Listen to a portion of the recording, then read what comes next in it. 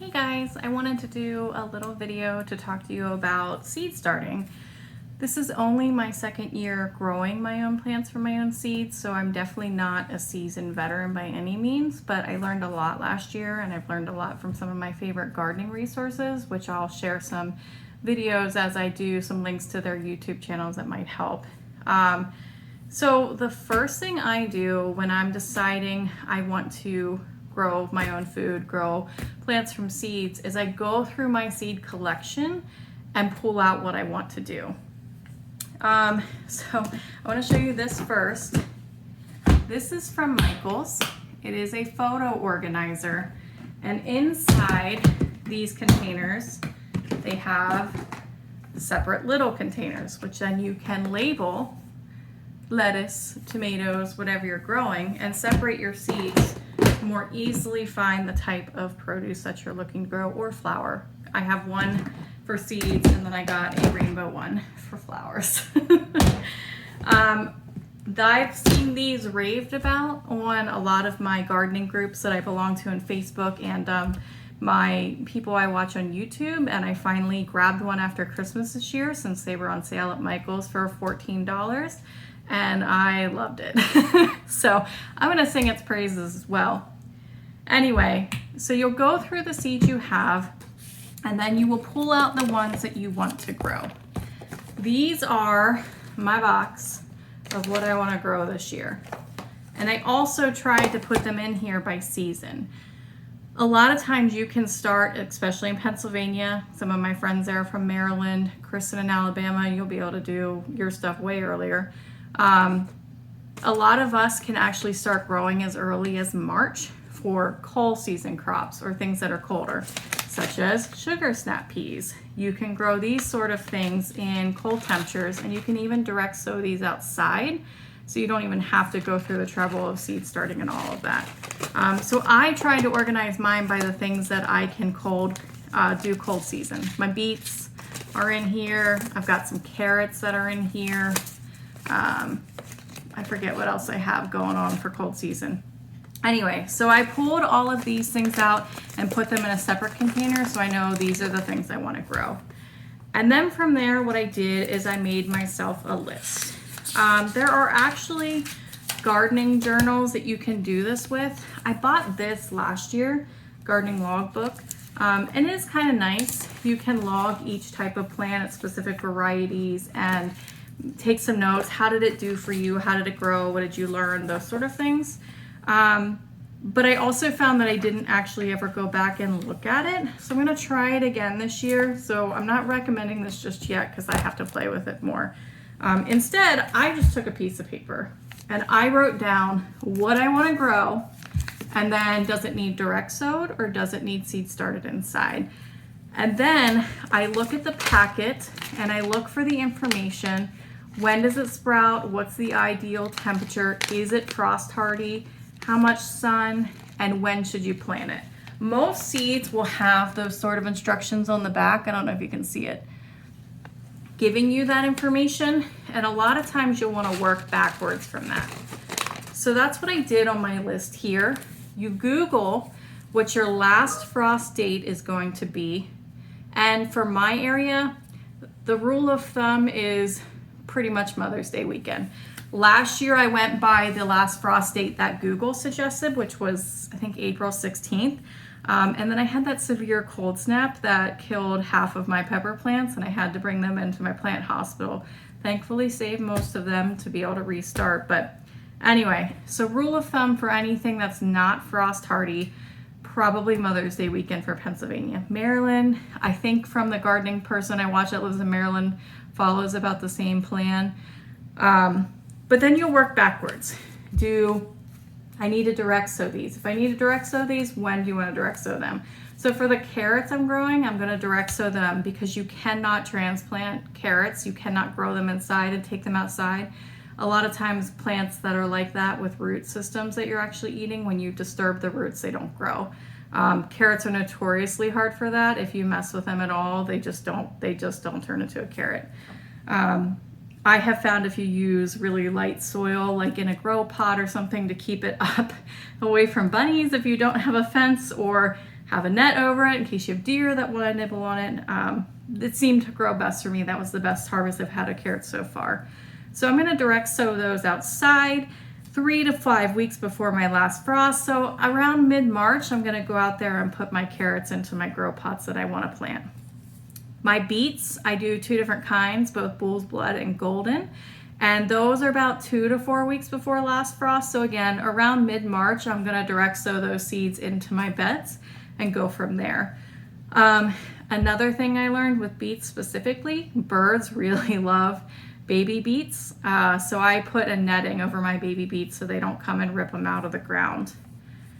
It looks like I'm going to be doing some radishes this year. Caleb had some interest in trying some radishes because not only have we not really tried to grow them before, but they're also super satisfying because they usually only take like 25 days from seed to being able to eat it. So it's like the quickest crop you can turn around. Those are going to be direct seeded as well. So again, mid-March. My sugar snap peas and magnolias, these that I'm trying this year, they're purple. Kind of excited to do them just because of the color. Those can also be direct sowed mid-March. This year I'm going to try soaking my pea seeds though before I stick them in the ground. I heard that kind of gives it a little scarification to allow it to grow better. Also, pea sprouts are very likable from birds too, so I kind of net those as well till they're big enough. I'm going to be doing some kale, spinach, arugula, and lettuce. I mean, I have lettuce in the air garden growing all year round, but I like to also like grow a couple from seed and throw them outside. A lot of times I let my lettuce bolt or go to seed or flower, and they'll spread their own seeds. And when I till the soil a little bit, hand rake it a little bit because you don't want to do too much, I end up replanting lettuce naturally anyway, and I end up getting a lot of lettuce coming back year after year, which is really fun, especially when I've done multiple varieties. And last year I got butter crunch up in a couple places, and this beautiful red sales lettuce I haven't had for a little bit came up randomly, and so it was really nice to have a large bed of just different lettuces. And I did kale for the first time last year, and I really enjoyed that as well. And it got really tall, so it was like these really tall, beautiful purple trees, and I lost them in that hurricane, but that's fine. Spinach is notoriously hard for me to grow. That one likes cold temperatures. So I'm definitely starting all of these, the arugula, kale, spinach, and lettuce, inside at the end of January. That's when I'm going to start my seed starting process for those particular plants. And I will grow them under a grow light, and I'll go into more details on seed starting when that time comes. But they're going to be the first set of things I'm going to be growing. I'm also going to be doing some cabbage. I have a red cabbage and a smaller green cabbage. I'm going to also be starting those at the end of January to plant outside because, again, those are cold crops and they'll be able to stand the hardiness. All of these should be able to be planted beginning of March then. My warmer climate things that I want to do, I love bell peppers, but I learned last year that 12 plants is kind of too many. So I'm going to pare that down this year. I think I have it between 6 and 8. And same with jalapenos. I did 8 plants last year. I'm going to pare that down to 4. I'm also going to do some more serrano peppers. Last year I bought a plant start. This year I'm going to do them from seed. I'm going to replant those Fresno peppers. I'm not sure how many of you got to try them or not. I was first introduced to them by Elliot, and they make really good cowboy candy, which I'll probably go into more detail again this year. So I'm going to plant 2 of those again because I thought they were really tasty for that, and also in chilies, really good in chilies. And I'm also going to try an orange and a yellow bell pepper this year. Pretty sure they're the same plant, but I'm going to try it anyway. All of those I'll be starting at the end of March, and that's when I'll put those in. The other things I'm planning on growing, I didn't write out specifically because I decided I'm probably going to start them the same time as my peppers, but there's also some that I'm just going to throw outside and see what happens. I have this really pretty calendula. This is sort of frost hardy. I mean, it says yes, but some of mine are died in the frost. So I'm probably going to grow some of these inside the same time as my lettuce and put them out. But things like this zinnia here. I grew a couple of these polar bear zinnias last year. they actually really liked just being direct sowed. There was no reason for me to go through the process of doing the seeds inside and planting them outside, because just throwing them in the ground worked really well. I also have a couple columbines. This Nasturtium, this one is so pretty. I love this. I tried to grow this a couple of times last year from seed, and I found you really do need to scarify the seed a little bit. It needs to be soaked. It's something like that. The first one I got to grow was by planting it outside, and it went through natural scarification. Oh, this is a fun flower. Pansies or violas is another one. These are actually frost hardy flowers. So you can plant these outside as early as like February, March, and they'll be fine. They don't mind the cold. So I'll probably be direct sowing these sometime in February just for fun. And a couple of mine, here's two of them. I'm actually going to be trying this thing. This is bee balm and this is echinacea, but a green twister variety. I'm going to be trying this thing this year called winter sowing. I'm probably going to do a separate video about that. And it's a way that you can start your seeds in basically a gallon jug and have them grow outside all winter long. And then by the time spring comes along, you've got starts that kind of went through this natural outdoor hardiness, because the gallon creates like a greenhouse effect. And with the lid off, you allow water and stuff to get in there so they stay hydrated. So I have a couple things coming in the mail soon that I want to try that with. I got some distilled water gallons from people in my neighborhood who are using them for other things. So I'm excited to put that video together too and try that out. And then the other thing I have a lot of is I have a lot of sunflower seeds. All of these were basically harvested from flowers last year, and I just saved them.